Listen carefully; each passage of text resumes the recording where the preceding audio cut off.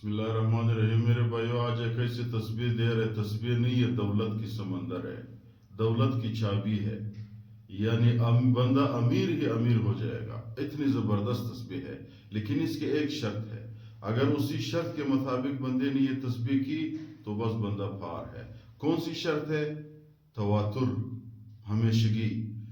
کتاب میں لکھا ہوا ہے، علامہ جلال الدین سیوطی رحمۃ اللہ علیہ نے لکھا ہے کہ الفاتح تمنع غضب الرب ایک، اور دوسرے فرمایا ہے الکوثر تمنع خصومت الخصماء. اور اس طرح نیچے لکھا ہوا ایک بڑا لمبا روایت ہے کہ سورۃ فاتحہ جو ہے اللہ کی غضب کو دفع کرتا ہے. جو بھی بندہ سورۃ فاتحہ پڑھتا ہے اللہ تعالیٰ اس شخص پہ مہربان ہوتا ہے، اس کے ہر حاجت کو پورا کرتا ہے، اس کو امیر بنا دیتا ہے. اور پھر فرمایا کہ الکوثر تمنع خصومت الخصماء، جو بھی بندہ سورۃ کوثر پڑھتا ہے وہ دشمن کی دشمنی سے اللہ تعالیٰ اس کو محفوظ کرے گا.